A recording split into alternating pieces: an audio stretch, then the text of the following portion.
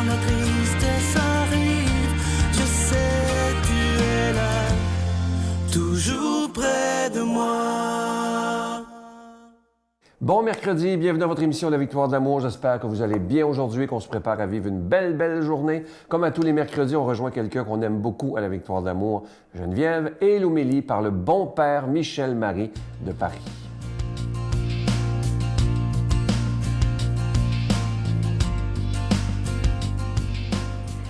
Bonjour tout le monde, bon mercredi, deuxième semaine du carême.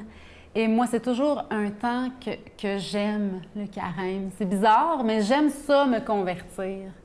J'aime ça avancer. L'idée d'aller de l'avant, c'est précieux pour moi et c'est motivant. Donc, je vous partage de ma motivation en espérant que ça vous donne le goût aussi d'aller de l'avant, d'aller bien, d'aimer Dieu, de laisser vous aimer surtout. De laisser vous aimer surtout. Aujourd'hui, un sujet délicat, les ennemis. Qui sera contre nous si Dieu est pour nous? Est-ce qu'on a véritablement d'autres ennemis que notre propre péché? Pas sûr, moi. Pas sûr, moi. Puis il y a des saints qui étaient dans des camps de concentration, qui étaient voués à la mort, condamnés à la mort. Ils sont restés debout, joyeux, confiants en Dieu. Imaginez, il n'y avait pas d'ennemis, ces gens-là. La vie éternelle était leur priorité, et puis se diriger vers Pâques, c'est se diriger vers ça, de faire de notre bonheur éternel notre réel but dans notre vie. Que dire de plus? Romains 8, 31. Que dire de plus? Si Dieu est pour nous, qui sera contre nous? Lui qui n'a pas épargné son propre Fils, mais l'a livré pour nous tous. Comment, avec son Fils, ne nous donnerait-il pas tout? Il nous a donné son Fils. Il va tout nous donner, ce dont on a besoin, exactement ce dont on a besoin. Qui accusera les élus de Dieu? C'est nous, ça, les élus de Dieu. Qui nous accuse? Dieu est notre avocat. Jésus s'est fait notre défenseur auprès de Dieu. Qui nous condamnera? Jésus-Christ est mort, bien plus, il est ressuscité, lui qui est à la droite de Dieu et qui intercède pour nous. Que c'est consolant. Dieu intercède pour nous. Qui nous séparera de l'amour du Christ? La détresse, l'angoisse, la persécution, la faim, le dénuement, le danger, le glaive, la guerre. Rien ne nous séparera de l'amour de Dieu manifesté en Jésus-Christ pour nous. Il est mort et ressuscité, c'est fait. Nous, on se dirige vers Pâques là, dans cette période de carême. Mais la victoire est déjà assurée. La victoire est déjà assurée. Et savez-vous quoi? La grâce de Dieu, son amour, sa joie, sa tendresse, son salut, le fait de nous sauver, sa grâce, là, elle nous court après. Le Seigneur nous court après pour nous donner sa grâce. Puis nous autres, moi en tout cas, je pense que vous êtes pareils comme moi, on est tous un peu pareils. Dans notre humanité, on est concentrés par d'autres choses. Dieu nous court après pour nous donner ses bienfaits, pour nous bénir. Laissons-nous faire un petit peu plus. Encore aujourd'hui, c'est donc ça mon leitmotiv, mon slogan gagnant. Se laisser faire par la grâce de Dieu qui nous court après. Je vous souhaite aujourd'hui de vous laisser rattraper par la grâce de Dieu, d'arrêter de courir et de le laisser vous aimer. Vous le méritez, qu'on le mérite ou pas. Bonne journée! Notre Père qui es aux cieux, que ton nom soit sanctifié, que ton règne vienne, que ta volonté soit faite sur la terre comme au ciel. Donne-nous aujourd'hui notre pain de ce jour. Pardonne-nous nos offenses comme nous pardonnons à ceux qui nous ont offensés. Ne nous laisse pas entrer en tentation, mais délivre-nous du mal, car c'est à toi qu'appartient le règne, la puissance et la gloire pour les siècles des siècles. Amen. Mon Père, je m'abandonne à toi. Fais de moi ce qu'il te plaira. Quoi que tu fasses de moi, je te remercie. Je suis prête à tout, j'accepte tout, pourvu que ta volonté se fasse en moi, en toutes les créatures. Je ne désire rien d'autre, mon Dieu. Je remets mon âme entre tes mains. Je te la donne, mon Dieu. Avec tout l'amour de mon cœur, parce que je t'aime et que ce m'est un besoin d'amour de me donner, de me remettre entre tes mains, sans mesure, avec une infinie confiance, car tu es mon Père.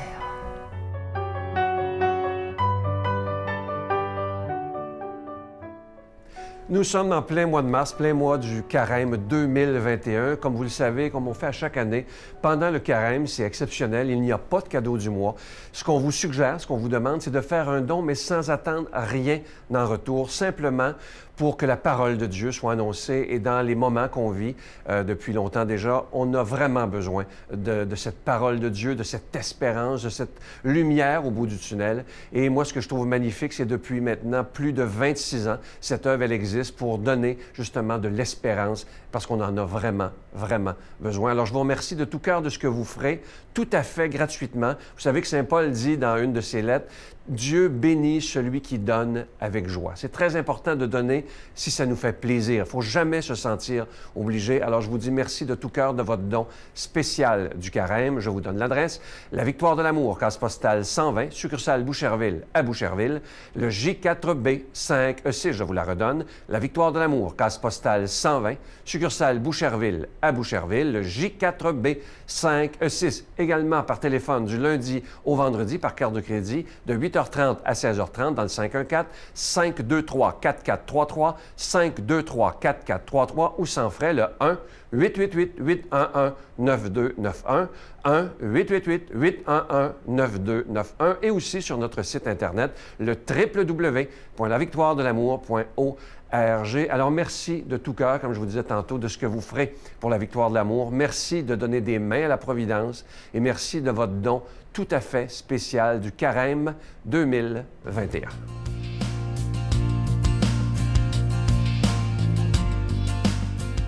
Mon Dieu, donnez-moi la sérénité d'accepter les choses que je ne peux changer, le courage de changer les choses que je peux et la sagesse d'en connaître la différence. Amen.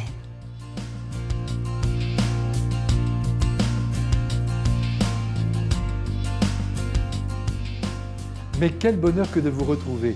Évangile de Jésus-Christ selon saint Matthieu. En ce temps-là, Jésus, montant à Jérusalem, prit à part les 12 disciples, et en chemin, il leur dit, « Voici que nous montons à Jérusalem, le Fils de l'homme sera livré aux grands prêtres et aux scribes, ils le condamneront à mort et le livreront aux nations païennes pour qu'elles se moquent de lui, le flagellent et le crucifient. Le troisième jour, il ressuscitera. » Alors la mère des fils de Zébédée s'approcha de Jésus avec ses fils Jacques et Jean, et elle se prosterna pour lui faire une demande. Jésus lui dit « Que veux-tu » Elle répondit « Ordonne que mes 2 fils que voici siègent l'un à ta droite et l'autre à ta gauche dans ton royaume. » Jésus répondit « Vous ne savez pas ce que vous demandez. Pouvez-vous boire la coupe que je vais boire ?» Ils lui disent « Nous le pouvons. » Il leur dit « Ma coupe, vous la boirez. Quant à siéger à ma droite et à ma gauche, ce n'est pas à moi de l'accorder. Il y a ceux pour qui cela est préparé par mon Père. » Les 10 autres qui avaient entendu s'indignèrent contre les 2 frères. Jésus les appela et dit, « Vous le savez, les chefs des nations les commandent en maître, et les grands font sentir leur pouvoir. Parmi vous, il ne devra pas en être ainsi. Celui qui veut devenir grand parmi vous sera votre serviteur, et celui qui veut être parmi vous le premier sera votre esclave. Ainsi le Fils de l'homme n'est pas venu pour être servi, mais pour servir et donner sa vie en rançon pour la multitude. » Mes frères bien-aimés, nous avons toujours besoin d'être repris et corrigés par le Christ, car nous perdons souvent les pédales et avec elles l'Évangile et sa sagesse. Comme toujours, visualisons la scène. Le Christ marche d'un pas décidé en direction de la ville sainte, auréolé par ses apôtres qui sont loin de porter des auréoles, car la sainteté n'est pas encore installée de manière stable en leur vie. Soudain, Jésus s'arrête au milieu du chemin et dévoile le destin qui l'attend. Il le présente, ce destin, en 7 points, et de manière si précise qu'on se demande comment ses fidèles compagnons n'ont pas compris ce qui attendait leur maître. Peut-être ne veulent-ils pas entendre le drame qui se prépare. On se voile les yeux, on connaît bien ça.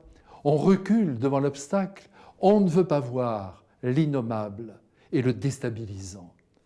N'est-ce pas que nous sommes ainsi ? En tout cas, ce jour-là, tout fut archi-clair. Premier point, c'est à Jérusalem que le drame va se dérouler. Deuxième point, je vais être trahi, dit le Christ, et livré au pouvoir religieux. Troisième point, je vais être condamné à la peine capitale. Quatrième point, le pouvoir civil sera de la partie, ce qui me permettra de mourir crucifié. C'est ce qu'il veut. Cinquième point, je vais être outragé et massacré dans mon corps et dans mon âme. Sixième point, on me clouera sur le bois d'une croix. Septième point, après ma mort, je reviendrai vers vous. Je reviendrai à la vie. C'est clair, non ? En tout cas, si la majorité des apôtres répond par un grand silence, la mère de Jacques et de Jean, comme toutes les mères d'ailleurs qui passent leur temps à travailler au bonheur de leurs enfants, sentant intuitivement que Jésus s'apprête à inaugurer son royaume ici-bas, s'approche de lui en demandant de bien vouloir accorder à ses deux fils la charge de l'assister dans sa mission royale en se tenant au plus près de lui. Jésus perçoit très bien que cette mère a été envoyée en éclaireur par les deux apôtres. Et la preuve, c'est qu'il va répondre directement à eux. « Pouvez-vous boire la coupe que je vais boire, cette coupe remplie de sang ? Vous sentez-vous capable de mourir à cause de moi et comme moi ?» Et nos deux apôtres inconscients, ou prêts à payer le prix fort pour aller au bout de leur ambition, n'hésitent pas à répondre par l'affirmative. Mais oui, nous sommes d'attaque. Mais comme Jésus n'en a rien à faire de l'ambition humaine, quand elle est inspirée par la soif de pouvoir, il ne va pas se gêner pour tancer les deux apôtres, et les autres aussi, qui ne sont pas moins imparfaits. La leçon tombe comme un couperet. Elle tient, au fond, en très peu de mots. Je la paraphrase à peine. Ne cherchez pas à imiter les potentats de la terre, qui veulent dominer leurs semblables. Dans mon Église aussi, je n'ai que faire des orgueilleux et des ambitieux, des chercheurs d'honneur qui veulent être salués par les hommes, qui s'imaginent détenir tous les pouvoirs en raison de leurs fonctions. Vous êtes, vous, dit le Christ, apôtres, évêques, prêtres, tout le monde est concerné, et jusqu'au dernier des baptisés, vous êtes tous des serviteurs, comme moi d'ailleurs, dit le Christ, je suis au service de la volonté de mon Père. Vous n'avez reçu qu'un seul pouvoir, celui d'aimer, un point c'est tout. Si vous vivez dans cette lumière, non pas en régnant mais en servant, je vous bénis maintenant de grand cœur avec mon Père et notre esprit commun. Voilà ce que nous dit le Christ. Amen. Je vous salue Marie, pleine de grâce. Le Seigneur est avec vous. Vous êtes bénie entre toutes les femmes, et Jésus, le fruit de vos entrailles, est béni. Sainte Marie, Mère de Dieu, priez pour nous pauvres pécheurs, maintenant et à l'heure de notre mort. Amen.